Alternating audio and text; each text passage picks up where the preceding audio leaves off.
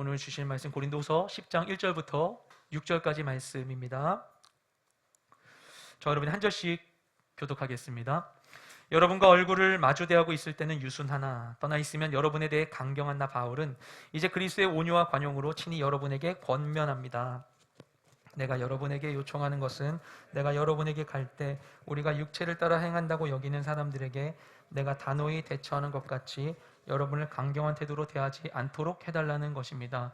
비록 우리가 육체를 입고 살고 있지만 육체를 따라 싸우지 않기 때문입니다. 우리가 가지고 싸우는 무기는 육체에 속한 것이 아니라 또한 요새를 무너뜨리는 하나님의 능력입니다.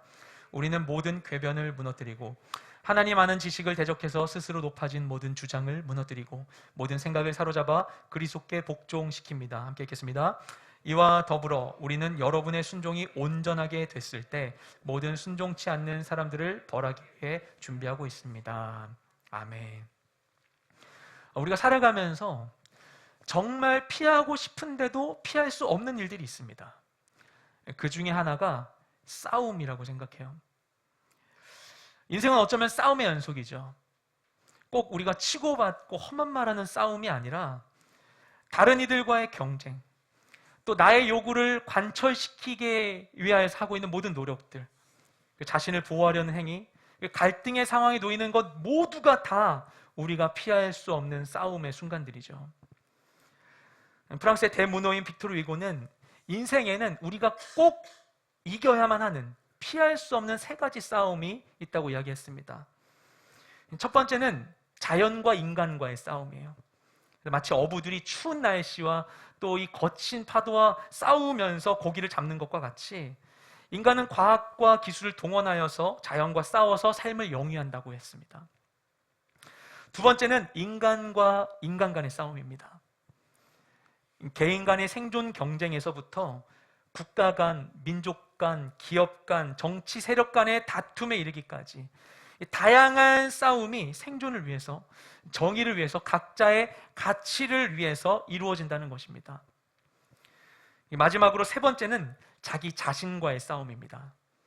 빅토르 휴고는 이 싸움이 가장 중요하다고 강조했어요. 꼭 이겨야 될 싸움이다. 그래서 이 싸움을 그리기 위해서 쓴 작품이 유명한 레미제라블입니다. 장발장이 선한 자아와 악한 자아 간의 내적 투쟁 속에서 결국 정신적 승리를 이룬 그 이야기를 담고 있는 것이죠. 이처럼 우리는 원하든 원치 않든 부단히 살아가기 위해서 싸우는 존재들이에요. 어떤 분들은 이런 이야기 굉장히 거북하게 들릴 수도 있어요. 나는 평화를 원하는데, 난 별로 싸움 원치 않는데, 그냥 가만히 있고 싶어. 난 다른 사람 해치지도 않을 거고, 다른 사람이 나를 해치는 것도 싫어. 난 그냥 가만히 있을래 라고 생각할 수도 있습니다. 그런데 우리가 겪게 되는 삶의 대부분의 경우 가운데 아무것도 하지 않는 것이 선한 결과를 내기는 참 어렵습니다. 세상은 끊임없이 움직이고 있고요. 모든 사람들은 각자의 목적과 가치를 위해서 살아가고 있고, 그 세상에는 악이 존재하기 때문이죠. 그래서 그런 세상 속에서 가만히 있는다는 것은 마치 흐르는 물 위에서 튜브 위에 둥둥 떠가지고 있는 것과 마찬가지예요. 튜브를 타고 있으면 내가 나의 위치와 방향을 통제할 수가 없죠. 그냥 물이 흘러가는 대로 이리 갔다가 저리 갔다가 표류할 뿐입니다. 그래서 우리는 마치 물 위에 떠있기 위해서 부단히 발을 움직여서 물을 차는 것과 같이 선을 위하여서 열심을 계속해야만 하는 것입니다. 그렇지 않으면 자신도 모르는 새에 내가 원치 않는 곳으로 흘러갈 수 있기 때문인 것이죠. 이 바울은 고린도 교인들과의 관계를 바로 세우기 위해서 가만히 있을 수가 없었습니다. 아무것도 안 하고 가만히 있을 수가 없었어요. 앞서 보냈던 편지들로 인하여서 고린도 교회 성도들의 이 마음 가운데 변화가 있게 되었다는 걸 듣고 바울이 매우 기뻤습니다. 그리고 바울이 그곳을 다시 방문하겠다는 계획을 세우게 되었어요. 그런데 다시 고린도 교회를 방문하기 위해서, 방문하기 전에 먼저 확실히 해결해야만 하는 문제가 있었는데, 그걸 무엇인가 하면 바로 고린도 교인들 안에 자리 잡고 있었던 바울에 대한 불신과 오해의 견고한 진이었습니다. 고린도 교회에서 바울을 대적하고 비방하는 사람들은 이 바울의 태도를 이 상반된 태도를 문제시했어요. 그러니까 바울이 고린도에 있을 때 그들과 마주하면서 사역하고 있을 때에는 온화하고 따뜻하게 그들을 대했던 것 같아요. 근데 그 바울이 떠났는데 편지를 쓰는데 보니까 이 편지는 굉장히 강경하고 단호한 이 어투인 것이죠.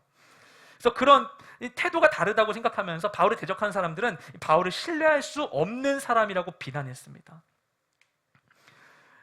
이처럼 바울이 실제 모습과 편지에서의 모습이 달랐던 이유는 바울이 고린도 교회에 있었을 때와 떠났을 때 고린도 교회의 상황이 달랐기 때문이죠. 먼저 거기서 사역할 때에는 그들을 하나님께 돌이키기 위해서 그들을 열심히 섬겼는데 잘 있던 사람들과 좋게 헤어졌는데 그곳에 큰 문제가 닥쳤다고 하니 바울이 그 문제를 그냥 좌시할 수가 없었겠죠. 강경한 말로 편지를 써야만 했습니다. 또 우리가 직접 만나서는 이렇게 깊은 얘기를 하기 어려운데 때로는 보지 않고 글로 써서 전달하게 되면 우리가 만나서 하지 못했던 속 깊은 이야기를 할 수 있지 않습니까? 바울도 혹시 그랬는지도 모르겠어요. 그래서 편지를 통해서는 실제 만났을 때와 나는 이 강경한 태도를 취하게 되었던 것입니다. 그런데 그런 바울에 대해서 고린도 사람들은 오해하고 있었습니다. 그리고 이런 갈등의 상황 가운데서 바울은 이 문제를 해결하기 위한 이야기를 시작하게 되죠. 우리 1절 말씀을 함께 읽겠습니다. 시작. 여러분과 얼굴을 마주대하고 있을 때는 유순하나 떠나 있으면 여러분에 대해 강경한 나 바울은 이제 그리스도의 온유와 관용으로 친히 여러분에게 권면합니다. 아멘. 바울은 자신을 비방하는 이들이 주장하고 있는 자신에 대한 이 상반된 평가를 다 인정하고 있습니다. 내가 유순한 것도 그리고 강경한 것도 다 자기 자신의 모습이라는 거예요. 상황에 따라 다른 태도를 취했다고 해서 그 마음의 중심이 변한 것은 아니었습니다. 우리도 그럴 수 있죠. 지난주 말씀에서도 나눈 바 있었지만 우리가 사랑하기 때문에 용납하고 감싸줄 수 있지만 또한 사랑하기 때문에 같은 마음으로 화를 내고 토라질 수도 있습니다. 하나님께서도 하나님이 행하시는 심판에서 오해하는 이스라엘 백성들에게 끊임없이 말씀하셨어요. 이스라엘 백성들 이해할 수가 없었어요. 이스라엘이 바벨론에게 예루살렘 멸망하고 포로로 끌려갔을 때 그들이 힘들죠, 당연히. 근데 그들을 정말 힘들게 하는 거는 자기 나라가 멸망한 거, 포로로 끌려간 게 아니었습니다. 하나님의 성 예루살렘이 파괴됐다는 게 이해할 수가 없는 일이었어요. 어떻게 하나님께서 그분의 이름을 두시려고 만드신 예루살렘이 무너질 수 있을까? 그동안 우리의 믿음이 가짜인가? 아니면 바벨론 신 마루두기 우리 하나님보다 강한 것인가? 아니면 하나님의 마음이 우리에게서 떠나버린 것인가? 아브라함의 약속은 완전히 끝나버리고 만 것인가? 근데 그들을 향해 하나님 말씀하시는 거예요. 아니라고. 난 여전히 너희를 사랑하고 있고 옛적의 그 약속들을 기억하고 있기 때문에 행하는 것이라 말씀하십니다. 그런데 거기서 떠난 그들에게 행해졌던 그 모든 죄악과 더러움들을 완전히 씻어버리시고 그곳에 새로운 일을 행하기 위하여서, 회복을 위하여서 이와 같은 심판이 있게 되는 것이라고 선지자를 통해서 계속 말씀해 주시는 것이죠. 이처럼 우리를 향한 하나님의 사랑은 단순하지 않아요. 단편적이거나 1차원적이지 않습니다. 그래서 하나님께서 말씀하신 거죠. 내 생각이 너희 생각과 다르다. 마치 하늘이 땅에서 먼 것 같이 나와 너는 생각이 다르다. 내 길은 너희와 다르다라고 말씀하시지 않습니까? 그런데 그것은 하나님뿐만 아니라 우리의 관계에서도 마찬가지죠. 우리도 단순한 존재가 아니거든요. 우리도 복합적이고 입체적인 사람들입니다. 그래서 같은 마음을 가지고도 상황에 따라 다르게 반응할 수 있죠. 나도 그럴 수 있고 다른 사람도 그럴 수 있어요. 그래서 우리가 이것을 이해하고 있을 때 기본적으로 다른 일을 대할 때 나를 향한 상대방의 마음속에 있는 이 사랑과 호의를 신뢰해야 합니다. 그러지 않으면 내가 나를 방어하려는 마음이 너무 세지고 모두를 신뢰하지 못하고 그냥 만인에 대한 투쟁의 상태로 살아가게 된다면 나를 향해 아무리 좋은 말을 해도 오해할 수밖에 없어요. 야, 너 오늘 이제 봄 됐다고 이제 옷 다른 거 입은 거야? 얘기하면 칭찬해 줄 말인데도 뭐지? 이상한가? 진 얼마나 잘 입었다고? 이런 생각을 하는 거예요. 안 좋은 마음을 가지고 방어적인 태도로 상대방을 대하게 되면 모두가 나를 공격한다고 생각하면 아무리 좋은 말을 해도 오해될 수밖에 없는 것이죠. 그래서 우리가 상대방의 마음속에 있는 나를 향한 신뢰, 이 호의의 마음, 사랑의 마음을 신뢰하지 못하게 된다면 우리는 늘 다른 사람들의 말에 대해서, 서로의 말에 대해서 단편적으로 해석하고 오해할 수 있습니다. 서로를 대할 때에도 상대방에 대해서 내가 기대하고 있는 고정되어 있는 이 스테레오타입이 있는 거예요. 그래서 그것을 벗어나서 말을 하면은 막 기분이 나쁜 거예요. 내가 좋아하는 사람은 나한테 좋은 말만 해줘야 된다고 생각하는 거예요. 내가 좋아하는 사람인데, 야, 내가 오늘 정말 너한테 큰맘 먹고 할 말이 있어 하면은 벌써부터 뭔가 분위기가 긴장된 것 같으면 안 들려, 얘기하지 마, 이렇게 얘기하는 거예요. 그런데 내가 좋아하는 사람이 나한테 불편한 말을 하면은 당분간 연락 끊고 두절하고, 너는 나에게 좋은 말만 해줘야 되라고 생각해버리게 되는 것이죠. 근데 그것이 당시 고린도 교인들이 가지고 있는 이 실수였습니다. 그들 중 일부 사람들은 바울이 자신들과 함께 할 때는 잘해줬는데 왜 편지로는 무섭게 이야기하는 거지? 바울이 변했나? 아니, 바울이 우리한테 해줬던 거 다 가짜였나? 가식이었나? 그렇게 생각을 했었던 거예요. 바울이 그들에게 원래 전하고자 했었던 본질과는 전혀 다른 오해가 발생하게 된 것입니다. 그럼 이런 상황에 대해서 바울이 어떻게 대처했을까요? 바울은 그런 그들을 향해서 그들이 바울에게 행한 것과는 전혀 다른 태도로 대답합니다. 그들이 이렇게 얘기하니까 그들에게 배신감 느껴서 막 억울함을 막 토로하기보다는 오히려 그들의 그 평가를 그냥 수용하면서 그거 문제 삼지 않고 온유함과 관용의 마음으로 자신이 전하고자 하는 본질적인 이야기를 그냥 전달합니다. 자신의 감정에 휩싸여가지고 정말 해야 될 말을 못하게 되지 않도록, 내가 해야 될 아주 중요한 말이 훼손되거나 오해되지 않도록, 곡해되지 않도록 그것을 수용하고서 온유함과 관용의 마음으로 진리를 전달하는 거예요. 그들을 사랑하기 때문에. 그래서 그들의 연약함을 이해하고 불필요한 논쟁을 하지 않고 그들을 비난하지 않고 그들과의 오해의 두터운 벽을 허물기 위해서 필요한 이야기를 전달하는 것입니다. 즉, 그가 하려는 일은 바로 사랑 안에서 진리를 전하는 것입니다. 우리 지난주에 계속 얘기했었죠. 분노와 억울함 속에서 사이다를 한 삽을 막 들이키듯이 공격의 말을 막 쏟아내는 게 아니고 그와는 정반대로 불편한 상황을 피하고 싶어가지고 아무 일도 없었던 것처럼 침묵하는 것도 아니고 사랑함으로 온유한 심령으로 진리를 전하는 것입니다. 근데 우리는 갈등을 겪게 될 때 이 양극단에 있을 때가 너무나 많이 있어요. 이거 문제야 생각해가지고 막 잘못했으니까 내가 말할 수 있어 생각해서 막 맹비난을 퍼붓거나 정반대로 문제에 괜히 드러내고 싶지 않아서 괜히 불편하고 싶지 않아서 아예 없는 듯이 모른 척하고 그냥 침묵해버리거나 아니면 너무 참다가 쌓여서 폭발하거나. 그렇죠? 근데 바울은 사랑 가운데에서 건강하게 사랑함으로 온유와 관용으로 진리를 전파하는 것입니다. 우리도 사랑하는 사람에게 상처받을 수 있어요. 너무나 억울하고 속상하고 대갚아주고 싶은 마음이 들 수 있습니다. 그런데 이 사랑하는 이와의 갈등을 마주할 때 비난하고 분노를 쏟아내기보다는 먼저 사랑 안에서 진리를 전할 수 있게 되길 소망합니다. 바울이 그렇게 이야기를 하면서 그렇게 진리로 전하고자 하는 바울이 전하려는 그 메시지는 그럼 무엇이었을까요? 우리 2절 말씀을 함께 읽도록 하겠습니다. 시작. 내가 여러분에게 요청하는 것은 내가 여러분에게 갈 때 우리가 육체를 따라 행한다고 여기는 사람들에게 내가 단호히 대처하는 것 같이 여러분을 강경한 태도로 대하지 않도록 해달라는 것입니다. 아멘. 이 긴 말인데 바울의 얘기를 한마디로 정리하자면 이런 겁니다. 저 여러분하고 싸우고 싶지 않아요. 이러는 거예요. 제가 여러분에게 갈 때 여러분에게 강경한 태도를 취하고 싶지 않습니다. 불필요한 갈등이 계속되지 않았으면 좋겠습니다라고 이야기하는 것입니다. 바울은 애초에 고린도에 갈 수 있었어요. 그리고 심지어 갔었죠. 바울이 가면은 더 빨리 문제가 해결될 거라고 바울 보고 와달라는 사람도 있었을 거예요. 근데 바울이 가지 않은 이유는 고린도에서 밝히고 있는데 바울이 가서 오히려 싸움이 격화될까 봐 가지 않았습니다. 한쪽 사람들은 바울 편에, 다른 사람들은 바울 반대편에 들어가지고 서로 더 싸우게 되고 네 편 내 편 하면서 한쪽을 완전히 처단하게 되는 일이 생길까 봐서 바울은 아예 가지 않았어요. 거기서의 이 오해가 계속 이 확대 재생산되고 있음에도 불구하고 참으면서 때를 기다리고 기도하고 있었던 것이죠. 근데 이때도 얘기하는 거예요. 내가 여러분이 갔는데 거기서 또 불필요한 갈등이 일어나지 않았으면 좋겠습니다. 여러분에게 강경한 태도 취하고 싶지 않습니다. 얘기하는 거예요. 그럼 이 말을 한 바울의 의도가 무엇일까요? 이제 그러니까 더 이상 아무 일 없었던 것처럼 그냥 다 묻어둡시다. 그냥 다 얘기하지 말고, 갈등, 문제 얘기하지 말고 그냥 다 없었던 일로 하고서 그냥 우리 다 털어버리고 만납시다. 라고 이야기하는 것일까요?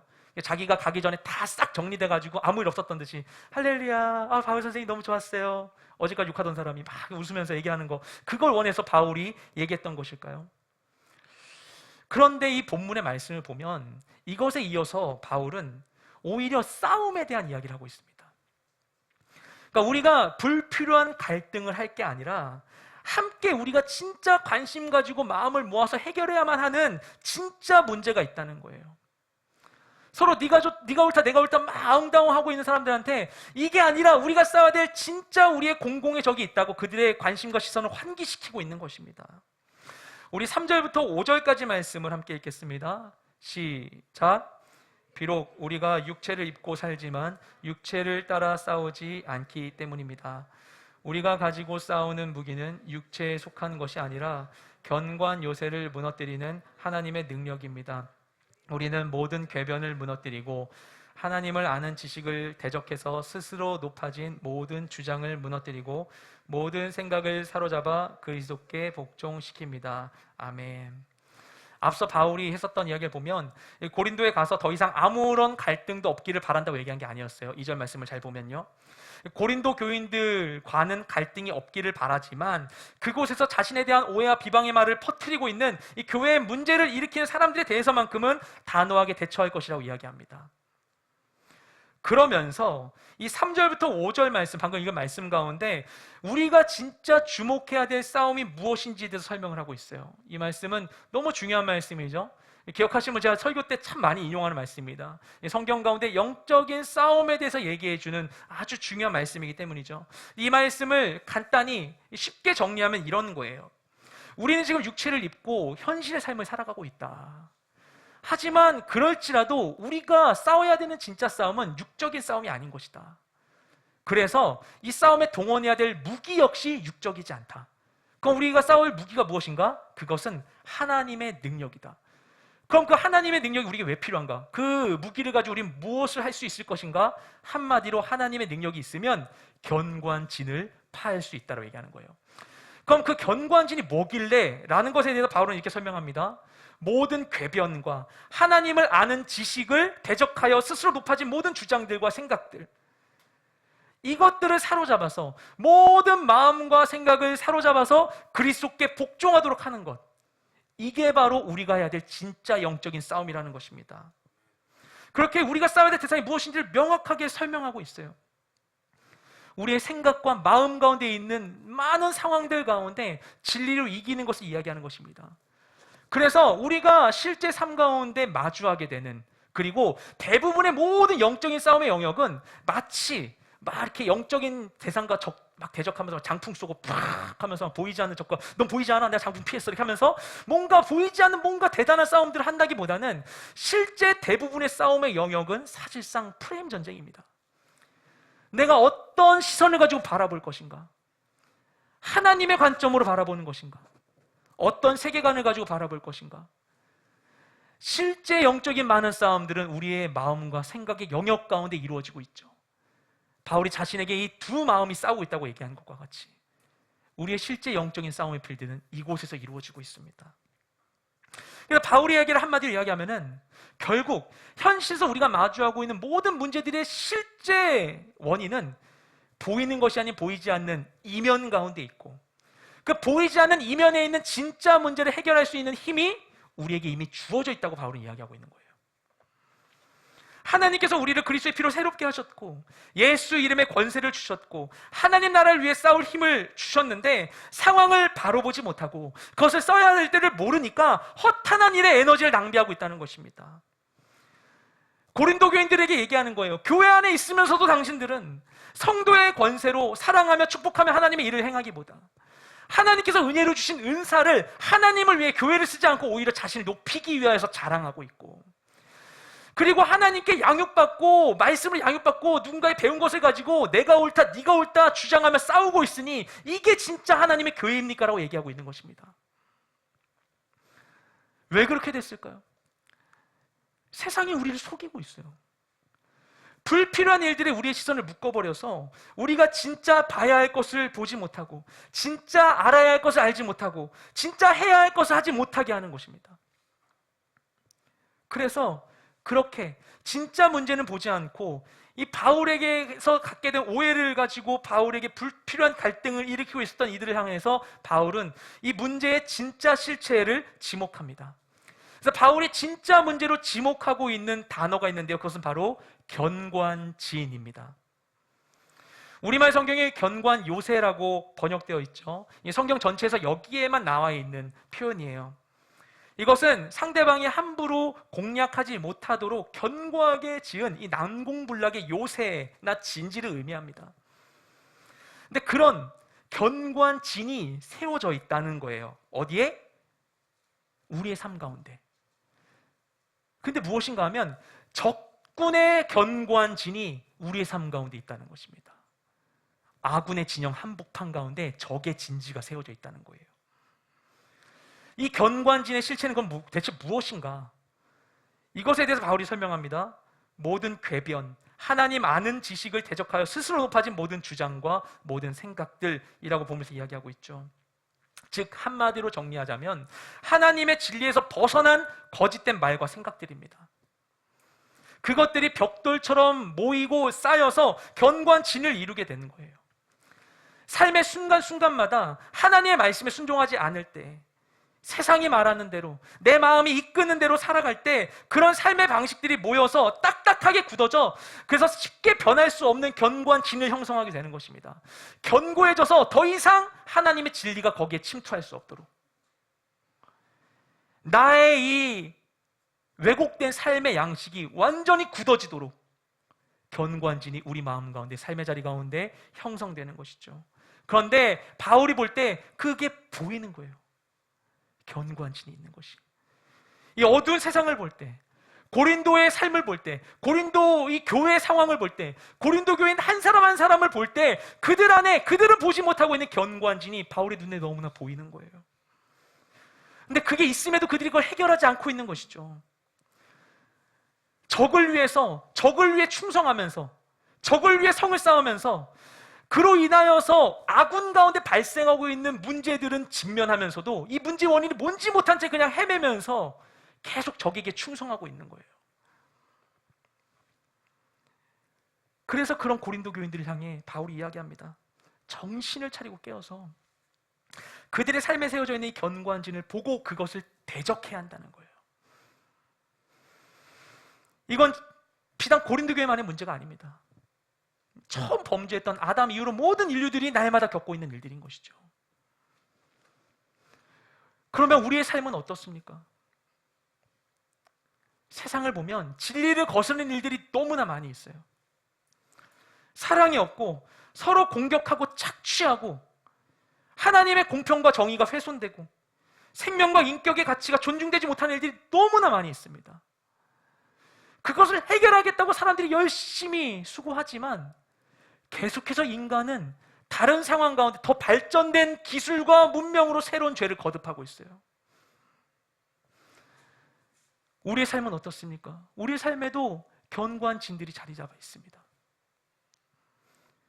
우리의 삶의 습관들 속에 하나님께서 기뻐하지 않은 일은 없습니까? 나의 욕망과 이익을 위해서 정당하지 않은 방법을 사용하진 않습니까? 내 안에 악한 마음을 해소하지 못하고 누군가를 계속해서 용서하지 못하고 있지는 않습니까? 하나님 앞에 부끄러운 죄를 짓고도 하나님께 회개하지 않은 일은 없습니까? 나의 유익을 위해서, 수치를 피하기 위해서, 스스로를 방어하기 위해서 하나님의 능력이 아니라 나의 생각과 세상의 방법을 의지할 때 그 작은 행위들이 쌓여서 우리의 삶에 조용히 견고한 진이 순식간에 세워져 버리게 되는 거예요. 그래서 결국에 하나님의 자녀가 그 자녀된 정체성을 벗고 거짓의 아비의 자녀로 살게 되는 것입니다. 이게 어떻게 일어나는 것인가? 성경에서는요, 우리의 삶 가운데 이게 가능할 수 있다. 이런 악한 영역이 우리들의 삶 가운데 생길 수 있다는 그 가능성과 과정에 대해서 설명하고 있습니다. 우리 함께 에베소서 4장 26절부터 27절 말씀을 함께 읽겠습니다. 시작. 분을 내어도 죄를 짓지 말며 해가 지도록 분을 품지 말고 마귀로 틈을 타지 못하게 하라. 아멘. 이 말씀에서는 우리의 행위가 마귀에게 틈을 줄 수 있다고 이야기해요. 예전에도 나눈 바 있었지만 여기서 틈으로 번역되는 헬라어 단어가 토포스입니다. 이 토포스란 단어의 원래 뜻은 지역, 어떤 지점, 이런 공간적인 의미를 담고 있어요. 그런데 우리가 마귀에게 그런 어떤 마귀가 있을 수 있는 공간을 허용해 줄 수 있다는 의미가 되는 거예요. 언제? 우리가 화가 나서 죄를 짓거나 해가 지도록 화를 해결하지 않고 있을 때, 그 해소되지 않은 죄와 감정이 그대로 우리 안에 남게 되면 그 자리에 그냥 썩어버려서 그것이 바로 사탄이 거할 수 있는 근거가 되어버린다는 것입니다. 그래서 사탄은 그걸 너무나 잘 알고 있어요. 그래서 우리의 마음과 삶에 자신의 영역을 확장해 가기 위하여서 오늘도 최선을 다하고 있습니다. 쉬지 않고. 우리에게 분노를 부추기고요, 상한 감정을 통해서 죄를 짓도록 우리를 설득합니다. 그럴듯한 말로, 실제 사건을 근거해서 많은 경우에. 제가 너 무시했어, 지금. 가만히 있을 거야? 사람들 너 좋아하지 않아. 넌 형편없어. 이게 없으면 안 돼. 일단 잘 들고 봐야 되지 않겠어? 그런 교묘하고 그럴듯한 말로 우리를 설득합니다. 하지만 우리가 명심해야 할 것은, 이 사탄은 거짓의 뿌리를 두고 있는 존재라는 사실입니다. 주님이 그렇게 우리에게 말씀해 주셨어요. 우리 요한복음 8장 44절 말씀 함께 읽겠습니다. 시작. 너희는 너희 아비 마귀에게서 났으니 너희 아비의 욕심대로 너희도 행하고자 하느니라. 그는 처음부터 살인자였다. 또 그 안에 진리가 없기 때문에 진리 안에 서지 못한다. 그는 거짓말을 할 때마다 자기 본심을 드러낸다. 이는 그가 거짓말쟁이이며 거짓의 아비이기 때문이다. 아멘. 예수님이 하신 말씀입니다. 예수님 사탄을 거짓말쟁이, 거짓의 아비라고 말씀하셨어요. 이 거짓 자체가 사탄의 주 업무예요. 그리고 특히 사탄이 가장 잘하는 사탄의 특기는 무엇인가 하면은 진실을 위장한 거짓입니다. 그럴듯한 거짓. 그냥 들으면 진짜 같은데 이렇게 막 귀가 막 굉장히 열리게 되는 그런 거짓말들. 그런 거짓말들을 사탄이 던지는 거예요. 아담과 하와에게 하나님의 이 말씀을 왜곡해서 하나님이 금하셨던 그 선악과가 보암직도 하고 먹음직도 하게 만든 것도 사단이 한 일인 것이죠. 그래서 우리가 더욱더 깨어서 경계해야만 합니다. 근데 이게 그냥 마음만 먹어서는 안 돼요. 이게 마음만 먹어서는 안 돼요. 그러면 실제로 오는 그럴듯한 이 거짓의 공격을 우리가 감당할 수가 없는 것입니다. 전문 사기꾼을 만나면 일반 사람들이 대부분 감당할 수가 없어요. 준비돼서 온 사람들에게. 그럴듯해 보이거든요. 진짜 같거든요. 우리가 가만히 있어서는 사단의 말을 분별할 수가 없어요. 그래서 거짓을 분별할 명확한 객관적인 기준이 필요한 것입니다. 마치 뭔가 길이 저기서 잘을 대는 것과 같이 이게 분별할 수 있는, 그냥 내가 생각해서 내 마음대로 가버리면 마음대로 그것에 순종할 수 있기 때문에 분별할 수 있는 객관적인 기준이 필요한 것입니다. 그런데 그렇게 하지 못하고, 거짓을 분별하지 못하고 순진하게 받아들이면 어떻게 되는가? 그러면 그 거짓이 나를 통해 역사합니다. 원래 이 사단이 던진 거짓 자체는 아무런 힘이 없거든요.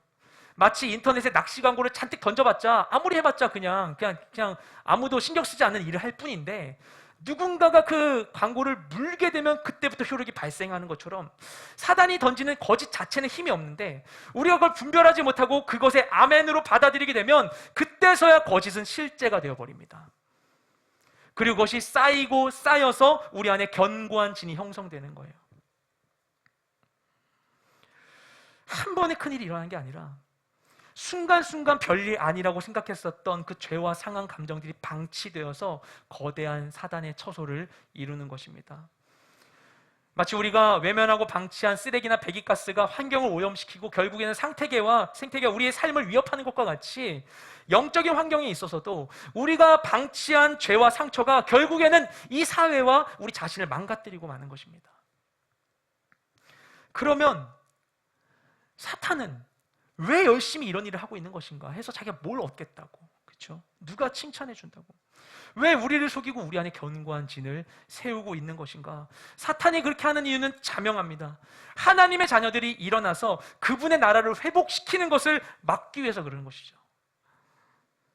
하나님의 자녀들이 자신의 존재의 이유와 부르심과 정체성을 깨닫고 하나님의 나라를 이루지 못하도록, 그래서 그걸 깨닫지 못하게 하고 자신을 새롭게 하신 그리스도의 은혜를 망각하고 주님께서 우리에게 주신 성도의 권세를 상실하고 이 사단이 만들어버린 견고한 진에 갇혀서 열등감과 패배의식과 비교의식과 자기도취에 빠져서 진리를 알아보지 못하고 거짓 세계에 갇혀 살게 만드는 것입니다. 그래서 거짓된 양분을 주고 그냥 그거에 만족하며 살게 만드는 거예요. 그 죄의 우리에 갇혀서. 벌써 개봉한 지 8년이나 돼버린 주옥같은 애니메이션 겨울왕국의 엘사를 우리가 알고 있죠. 저는 그 스토리를 제가 너무 좋아합니다. 어린 시절에 그녀에게 문제가 일어났어요. 그렇죠? 나중에 보면 축복과 같은 능력인데, 근데 그것으로 해서 문제가 일어나자 그 갈등을 해결하는 부모의 방식은 무엇인가 하면 딸을 단절시키는 것이었습니다. 딸을 감금시키죠. 그런데 나중에 어쩔 수 없이 세상에 나와야만 했을 때 그때 그녀가 여전히 통제할 수 없는 능력으로 인해서 새롭게 다시 문제가 발생하게 되었어요. 갈등이 발생했는데 그럼 그것에서 그녀는 어떻게 대처하는가? 그녀는 배운 게 없었어요. 갈등을 대처하도록 그가 배운 방식은 단절밖에 없었습니다. 그러자 자신이 배운 거대로 갈등에 대처를 합니다. 문제가 일어난 사람들이 자신의 손가락질하니까 뭐 하나 해명해 보려고도 하지 않고 그냥 도망쳐요. 아렌데를 떠나서 저 멀리 저 강을 건너서 저 먼 깊은 산 속으로 아무도 없는 곳으로 갑니다. 깊이 눈 덮인 산에 가서 아무도 없는 곳에 가서 뭘 하는가? 얼음 드레스를 만들고 쫙 얼음성을 만들고 거기에 혼자 들어가서 노래를 불러요. Let it go, let it go 하는 거예요. 다 그냥 잊어버려. 다 신경 쓰지 마. 그냥 이대로 둬버려. 내비둬 이렇게 하고 있는 거예요. 그렇게 해서 문제로부터 떠나가 버리고 문제를 외면하고 완각하고 무시하고 나에게 뭐라고 하는 사람들로부터 그냥 멀리 떠나가 버리고 나만의 성을 쌓고 아름다운 옷을 입고 노래 부르고 있으면 그 자리 가운데서 엘사는 정말로 행복했을까요? 그것이 우리를 안전하게 만들 수 있을까요? 우리가 스스로를 보호하기 위해서 세상의 지혜로 나의 방법으로 선택한 견고한 지는 결코 우리를 안전하고 행복하게 만들 수가 없습니다. 그래서 우리는 과감하게 그 성을 부수고 진리의 빛으로 나와야만 하는 것입니다. 그러면 그 견고한 진을 어떻게 부술 수 있는 것인가? 본문에서는 견고한 진을 부술 수 있도록 하나님 우리에게 주신 게 있다고 해요. 하나님의 능력이라고 표현하고 있습니다. 그러면 하나님의 능력은 무엇일까? 우리가 여기에 동원할 수 있는 하나님의 능력은 무엇이 있을까? 우선 첫째, 진리를 따라 사는 것입니다. 바른 식견을 가지고 거짓을 분별하고 바른 선택을 하기 위해서 우선 이 진리의 말씀 마음에 새기고 그것에 따라 한 걸음 한 걸음씩 순종하며 살아가는 거예요. 작은 것부터라도 하는 거예요. 내 마음에 선한 양심을 일으키는 일에 대해서 하나의 뜻대로 하기 위한 작은 결정들을 하는 겁니다. 이게 작은 것부터 순종해서 살아갈 때 이 거룩한 습관이 쌓여서 결국엔 진리의 성전이 우리 삶에 세워질 수 있게 되는 것이죠. 참 재미있는 것은 작은 일에 충성하고 순종할수록 점점 순종의 길이 쉬워져요. 이렇게 하나님의 뜻 가운데 진리로 내 삶 가운데 진리의 성을 세우는 우리 모두가 될 수 있기를 주님의 이름으로 축복드립니다. 또한 견고한 진을 무너뜨리기 위해서 우리가 사용할 수 있는 하나님의 능력이 무엇이 있을까요? 둘째는 죄에 대해서 회개하는 것입니다. 이 사탄의 처소는 아까 말씀드렸다시피 해소되지 않은 죄를 근거로 형성됩니다. 근데 우리가 알고 지은 죄 또는 모르고 지은 죄가 우리 안에 사탄의 영향력을 허용할 수 있어요. 그럼 어떻게 해야 될까요? 너무 어렵잖아요. 내가 죄 지었는데 어떡하지? 나 여전히 내게 해결되지 않은 문제가 있는데 내가 어떻게 하면 좋지? 난 안 된다는 것인가? 하지만 주님께서 우리에게 열어주신 아주 놀라운 일이 있습니다. 바로 주님 앞에 회개로 나아가는 거예요. 내가 죄를 깨닫는다면 그 즉시 하나님께 그 문제를 아뢰면서 회개하는 것입니다. 여러분의 삶의 자리 가운데에서 무언가 내가 말하고 행동했는데 바로 마음에 찔림이 온다면 그냥 그 즉시 하나님께 회개하십시오. 하나님 잘못했어요. 용서해 주세요. 이 죄로 인한 이 일이 나에게 임하지 않도록 도와주세요. 바로 하나님께 회개하는 거예요. 그럼 하나님 어떻게 하시는가? 하나님은 우리를 용서해 주세요. 우리 요한일서 1장 9절 말씀을 함께 읽겠습니다. 시작. 만일 우리가 우리의 죄를 자백하면 그님은 신실하시고 의로우신 분이시므로 우리의 죄를 용서하시고 모든 불의에서 우리를 깨끗하게 해 주실 것입니다. 아멘. 우리가 회개할 때 하나님은 우리를 용서해 주세요. 이게 되게 중요한 부분입니다. 우리가 회개기도 할 때 제일 놓치는 게 아마도 이 용서에 대한 영역이라고 생각해요. 근데 베드로가 예수님께 여쭤보죠. 몇 번, 나에게 잘못한 사람 몇 번 용서해 줘야 됩니까? 7번 용서할까요? 예수님께서 7번이야 7번씩 70번에도 용서해야 된다. 490번까지 용서하고 491번부터는 처단해 보려가 아니잖아야 수없이 용서해 줘야 된다라고 용서의 기준을 말씀하신 하나님께서는 그렇게 우리를 용서하고 계신 분이시죠. 근데 조건이 무엇인가? 우리가 우리의 죄를 자백하는 것, 그분께. 그러니까 여러분이 하나님이 주신 마음 가운데에서 회개하기 원하신다면 회개하고 이 용서를 받으십시오. 이 말씀을 붙드십시오. 예. 우리 인간의 관계에서도 마찬가지예요. 누군가에 대해 잘못한 일이 있어요. 근데 잘못했네. 아, 너무 미안해. 아까 내가 걔한테 잘못한 것 같아. 그냥 카톡 보내요. 떼떼떼. 아까 미안해. 잘못했어. 띡 보낸 다음에 일 했다가 일이 없어져 버리면 아, 끝났네. 이렇게 생각하지 않잖아요.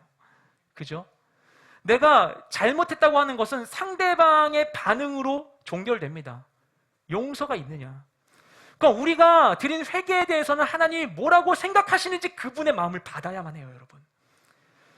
여러분, 하나님 믿으십니까? 말씀이 진리인 것을 믿으십니까? 그럼 이 말씀을 믿으시기 바랍니다.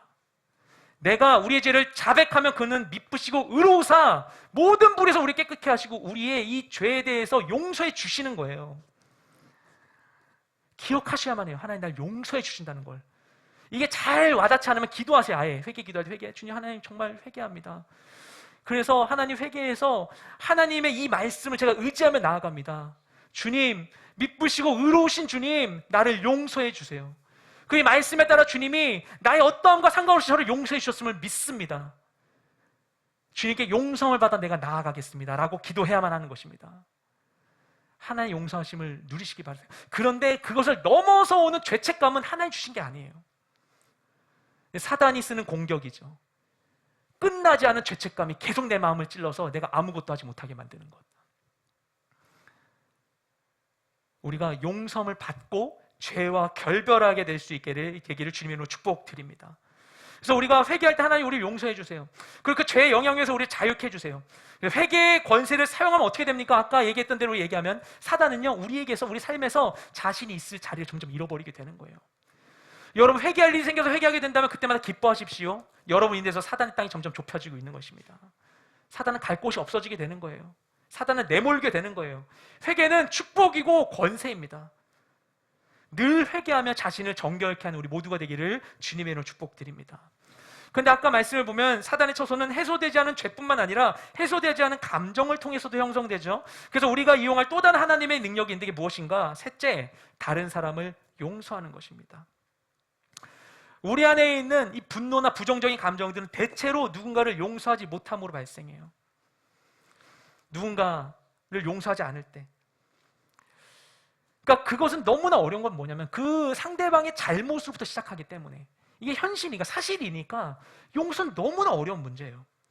그런데 그렇게 해서 누군가를 용서하지 않고 마음으로 계속 응징하고 보복하는 것은 내가 그 사람을 심판하고 있다는 착각을 주지만 결국에는 계속 용서하지 못하는 부정적인 감정이 내 안에 계속 퍼져나올 수 있게 만들어서 그런 것들이 내 마음속에 가득 챙기게 되어서 결국에는 나 자신을 핥히고 망가뜨리고 무너지게 만드는 것입니다. 그래서 마치 그런 거 있죠. 계속 냄새가 뿜어져 나오는 이런 뭐 연탄이나 쓰레기를 내 안에 드는 거예요. 계속 있을수록 파리가 꼬이고 안 좋게 되는 건데 내 안에 넣어가지고 계속 더 큰 문제를 일으키게 되는 것입니다.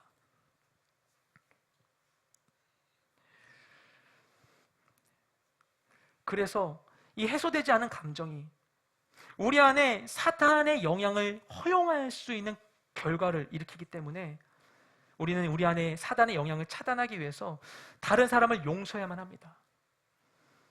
근데 이것을 우리가 용서하지 않는 걸 담고 있으면요, 이게 날마다 이런 거예요. 우리가 집 앞에 현판에다가 나 용서하지 못한 사람 있습니다. 도와주실 분 오세요 하는 거예요. 사단이 초인종을 누르는 거죠. 여기 도움이 필요하다는데. 받아들이게 되면 사단의 영향력이 우리 가운데 점점 생기게 되는 것이죠. 우리가 용서해야 된다는 건요, 우리가 오해하면 안 돼요. 그 사람이 용서받을 만 해서 용서하는 게 아니에요. 우리도 먼저 용서받을 만 해서 용서받은 게 아니잖아요. 그 사람이 용서받을 만 해서 그 사람이 좋아서 용서되는 게 아니라 우리가 살기 위해서 용서하는 것입니다. 그리고 그 심판은 하나님께, 의로우신 주님께 맡겨드려야 되는 거예요. 그렇게 해서 우리는 내 안에 있는 이 견고한지는 인식하고 그것을 하나님의 능력으로 무너뜨려야만 합니다. 그런데 이와 같은 우리가 대항해야 될 견고한지는 우리 안에만 있는 게 아니에요. 우리 6절 말씀 함께 읽도록 하겠습니다. 읽겠습니다. 시작. 이와 더불어 우리는 여러분의 순종이 온전하게 됐을 때 모든 순종치 않는 사람들을 벌하기 위해 준비하고 있습니다. 아멘. 바울은요, 고린도 성도들과의 갈등이 해소되면, 그래서 교회가 안정화되면 그러면 그걸로 끝나버리는 게 아니라 그 다음에 해야 될 일이 또 남아있다고 이야기합니다. 그건 무엇인가 하면은 고린도 교회 가운데 문제를 일으켰던 이들을 징계하는 것이었어요. 이 견고한 진이라는 것은 우리 안에만 있지 않습니다.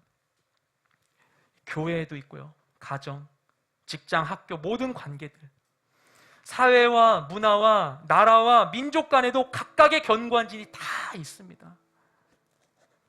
나라의 견고한 진, 민족의 견고한 진이 있고 세대의 견고한 진이 있어요. 그 가운데 머물러 살아가는 거예요. 그 모든 것이 다 하나님 아는 것을 대적하여 높아진 것들입니다. 여러분, 우리가 살펴보면 얼마나 많은 문제들이 있습니까? 여러분, 가정 가운데 많은 일들이 있을 수 있어요. 직장에 많은 일들이 있을 수 있어요. 근데 우리가 생각하게 되는 거예요. 이렇게 문제가 많아 하면서 내 삶을 저주해요. 내가 잘못됐나? 아니, 난 이런 삶에 왜 살고 있지? 왜 이 나라에 살고 있지?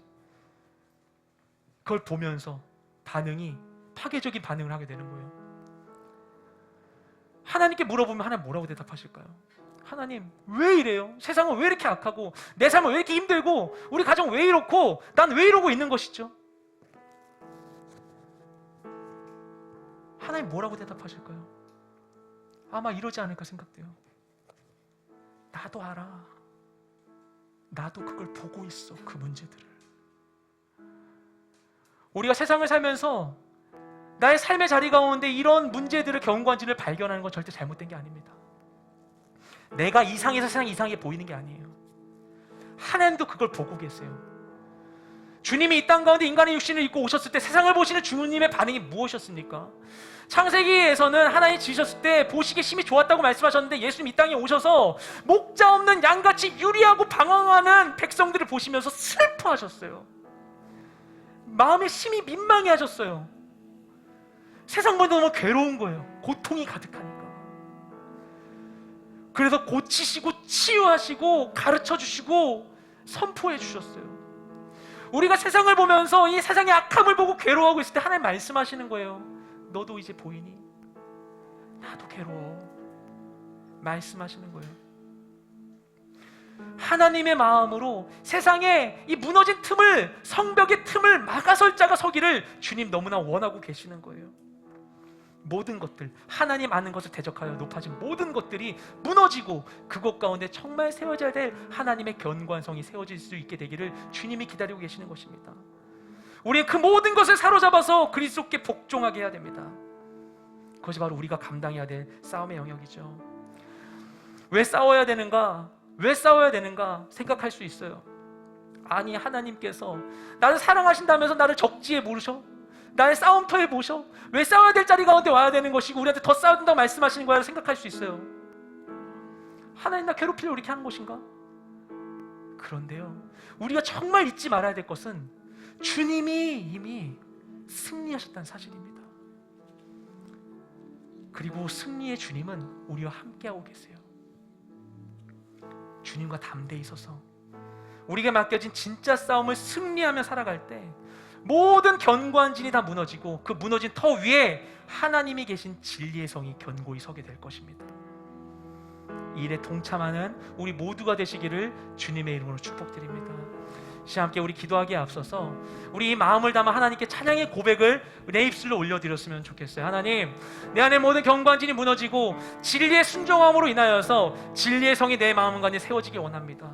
주님이 거하시기 기뻐할 만한 아름다운 성전이 내 마음 가운데 세워지기를 원합니다. 주님, 내게 역사하여 주시옵소서. 우리 간절한 마음을 담아 주님께 찬양하며 나아가기 원합니다.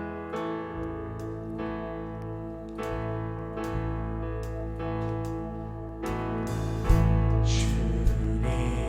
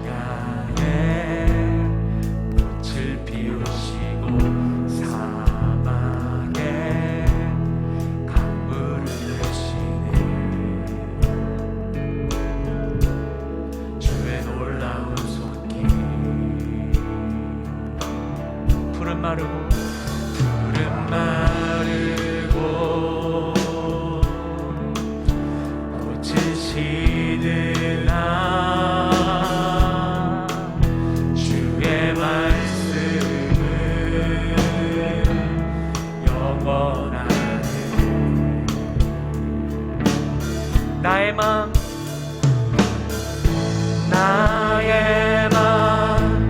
주의 성전이 되어 영원한 주의 말씀을 향해 주의 마음 있는 곳으로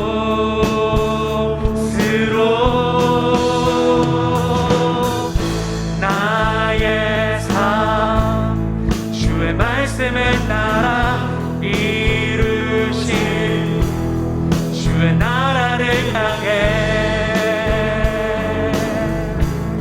주의 시선 있는 곳 다시 한번 찬양합니다. 주님의 마음 있는 곳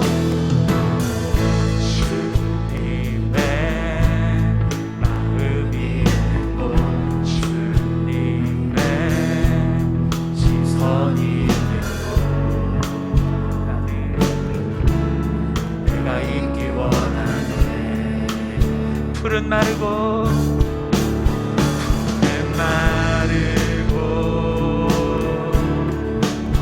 꽃을 지느라 주의 말씀을 영원하네 전능하신 주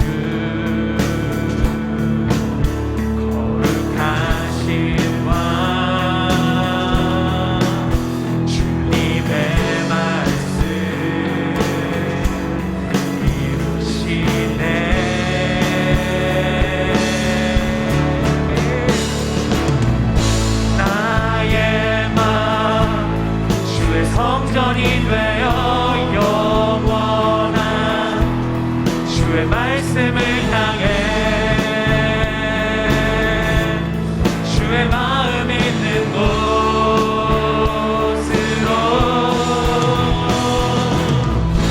나의 삶 주의 말씀을 따라 이루신 주의 나라를 향해 주의 시선 있는 곳 나의 마음 주의 성전을 나의 마음 주의 성전이 되어 영원한 주의 말씀을 향해 주의 마음 있는 곳으로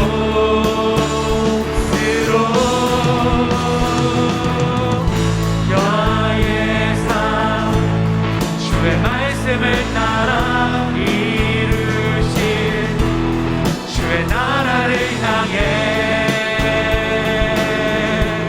주의 시선 있는 곳 아멘 주님의 마음 있는 곳 주님의 마음 있는 곳 주님의 시선 있는 곳 있기 원하네 주님의 마음 있는 곳 주님의 마음 있는 곳 주님의 시선 있는 곳 내가 있기 원하네 아멘. 우리 시간 우리의 찬양을 올려드리 우리 고백을 따라 오늘 말씀과 주신 은혜를 따라 이 시간 주님께 기도하며 나아가기 원합니다. 주님 내 삶 가운데 견고한 하나님의 성이 세워지기를 원합니다. 그 나의 모든 삶의 한복판 가운데 것이 세워지기를 원합니다. 내가 이겨내기 너무나 어려운 견고한 진이 세워져 있어서 우리가 그런 삶을 바라보면서 낙담하고 괴로울 때가 너무나 많이 있지만 주님 내게 주신 하나님의 능력으로 우리가 능히 그것을 부수고 그것 가운데 하나님이 계하실 거룩한 성전을 세우게 될 줄로 믿습니다. 주 우리 가운데 임하여 주셔서 나의 삶의 자리자리마다 나의 마음마다 나의 지나간 과거의 시간과 앞으로 가야 될 모든 자리 가운데 나의 가정과 직장과 모든 관계 영역 가운데 이 나라 이 땅 가운데 하나님의 견고한 성이 세워지게 하여 주시옵소서. 주의 도우심을 구하며 합심한 주님께 기도하며 나아가기 원합니다. 기도하시겠습니다. 주님 우리 가운데 함께하여 주시옵소서. 주님 우리 가운데 임하여 주시옵소서. 주님 내가 있기 원하네 주님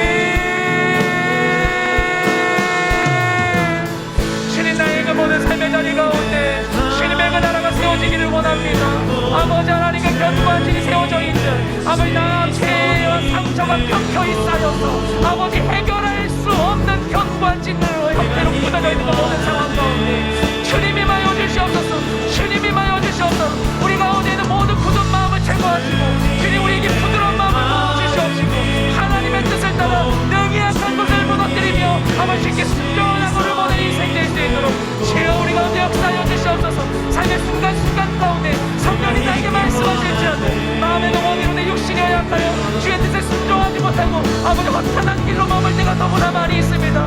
나를 아시는 주님 나를 굳건히 세워주시옵시고 하나님의 그 능력을 나에게 넉넉하게 채워주셔서 그 능력을 힘입어 아버지 악한 것을 무너뜨리고 견고한지를 무너뜨리며 그 자리 가운데 아버지 저기 태워 위에 하나님의 성전을 세우는 우리 모든 인생 될 수 있게 역사하여 주시옵소서. 나의 가정 가운데 나의 직장 가운데 나의 모든 관계 가운데 과거의 모든 시간 가운데 오늘 나의 삶 가운데 가야 될 앞으로의 모든 영역들 가운데 나의 마음 한가운데 하나님의 그 성이 세워지길 원합니다. 주여 역사하여 주시옵소서. 주여 역사하여 주시옵소서.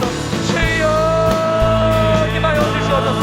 하나님의 생이 세워지게 하여 주시옵소서. 예수의 주의 성이 우리 가운데 세워질지어다. 견고한지는 무너질지어다. 하나님의 성전이 세워질지어다. 하나님의 성전이 세워질지어다.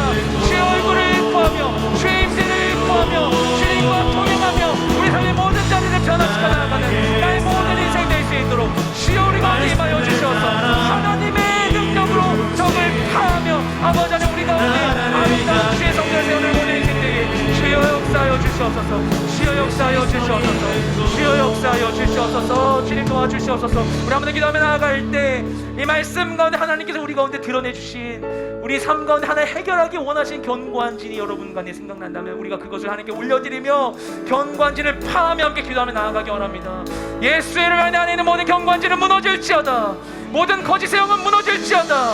우리 안에 있는 아픔의 견고한 진은 무너질지어다. 상처의 견고한 진은 무너질지어다. 용서하지 못하는 분노의 견고한 진은 무너질지어다. 열등감의 견고한 진은 무너질지어다. 주님 그 자리 가운데 함께하여 주시옵시고 모든 사단의 견고한 진을 무너뜨려 주시옵시고 하나님의 성이 내 삶의 자리 가운데 세워지게 하여 주시옵소서. 빛으로 임하여 주시옵시고 모든 악한 것을 드러내 주시옵소서. 도우시는 구하며 합심하여 주님께 기도하며 나아가기 원합니다. 기도하시겠습니다.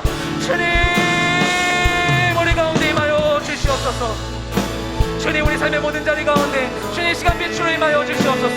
주님 나의 삶의 자리 가운데 빛으로 임하여 주시옵소서. 주님 내 삶의 자리 가운데 내 영혼 가운데 내 삶의 모든 자리 가운데 주님 빛으로 임하여 주시옵소서. 아버지 하나님 빛 없는 자리 가운데에서 어둠 속에서 아버지 흑암 같은 이 밤 가운데에서 아버지 하나님 헤매고 있었던 우리 모든 자리 가운데 빛을 비춰주시옵소서. 감춰졌던 모든 문제들이 드러나게 하여 주시옵소서. 감췄던 모든 문제들이 드러나게 하여 주시옵소서.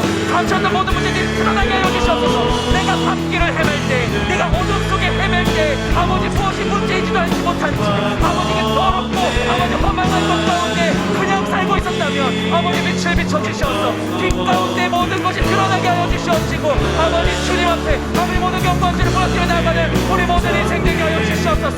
승리하신 주님이 계시기에 능히 이길 수 있습니다. 승리하신 주님이 계시기에 능히 이길 수 있습니다. 승리하신 주님이 계시기에 능히 이길 수 있습니다. 주여 우리 함께 하여 주시옵소서. 주여 우리 가운데 임하여 주시옵소서. 주여 우리 가운데 임하여 주시옵소서. 예수의 이름으로 모든 견고한지는 무너질지어다.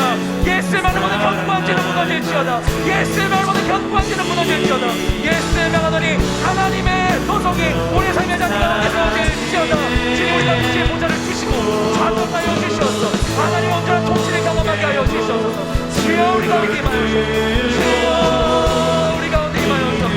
주여 내 삶의 자리 가운데 함께하여 주시옵소서. 은혜를 더하여 주시옵소서. 빛으로 임하여 주시옵소서. 빛으로 임하여 주시옵소서.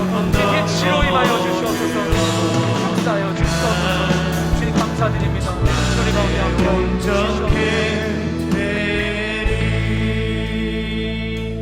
우리의 왕 되신 주님, 우리 삶의 모든 주권을 주님께 올려드리기 원합니다.